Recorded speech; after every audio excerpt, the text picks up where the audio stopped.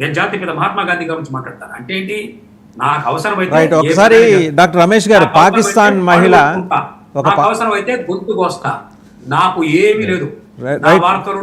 Final గా రమేష్ గారు, doctor Ramesh గారు, పాకిస్తాన్ మహిళ మాట్లాడిన, నన్ను శిక్షించండి, నన్ను లేపేయండి, నన్ను పైకి పంపించండి చెప్తున్నారు సార్ వాళ్ళు. రైట్. ఒకసారి పాకిస్తాన్ మహిళ మాట్లాడింది చూద్దామండి. డాక్టర్ రమేష్ గారు ఆవిడేం మాట్లాడారు ఒకసారి చూద్దాం.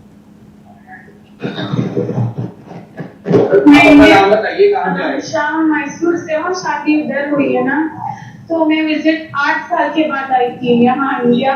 तो मेरे 3 बच्चे अभी जो हादसे हुए कह रहे निकलो निकलो, वहाँ पर इनको तीनों को रिसीव करने वाला नहीं है। मैं इनको किसके हवाले करूँ बॉर्डर पे, वहाँ कौन इनको लेगा?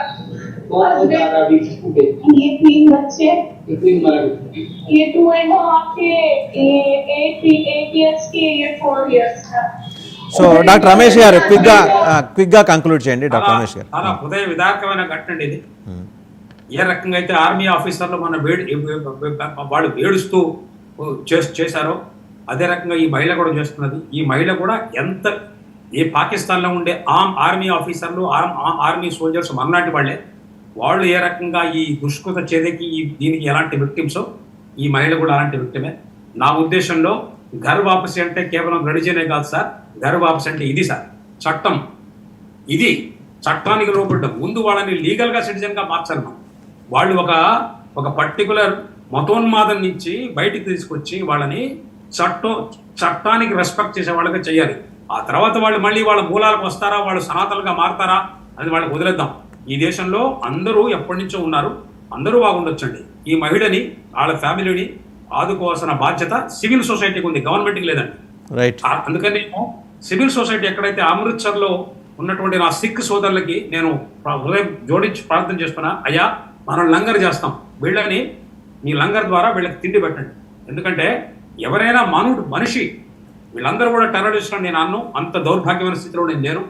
పాకిస్తానీ సిటిజన్లు అందరూ, పాకిస్తానీ ఆర్మీని అందరూ కూడా శత్రువు నేను అంటున్నా. మునీర్ ఎలాంటి వ్యక్తో, షఫీ సయీద్ ఎలాంటి వ్యక్తో వాళ్ళ బ్రెయిన్ వాష్ చేశారు. మొత్తం ఈ సమాజాన్ని అంతా కూడా పూర్తిగా ప్రక్షాళన చెయ్యకపోతే ఇలాంటి వాళ్ళు పునరావృతం అవుతూ ఉంటారు. హిరణ్యకశిపుడు నుంచి రావణాసుడు దాకా అలా వచ్చారు. దానికోసం అవతారం ఎత్తినప్పుడు విష్ణుమూర్తి లాగా, రాముడు లాగా, కృష్ణుడు లాగా. రైట్. డాక్టర్ రమేష్ గారు, మళ్ళీ మరిన్ని వివరాలతో మళ్ళీ మీతో పాటు ఇంకో స్పెషల్ డిస్కషన్ ప్లాన్ చేద్దాం. Thank you very much for the inputs you have given. West బెంగాల్లో సంస్కరణల దిశగా ప్రభుత్వం అడుగు వేయకపోతే చాలా సమస్య వస్తుంది. ఎవరు ఉగ్రవాదులో, ఎవరు వాళ్ళ తరఫున స్లీపర్ సెల్స్గా పనిచేస్తున్నారో అనే సందేహాలకి ప్రభుత్వం సమాధానం ఇవ్వాలని డాక్టర్ రమేష్ డిమాండ్ చేశారు. Thank you very much for watching special discussion with doctor Ramesh.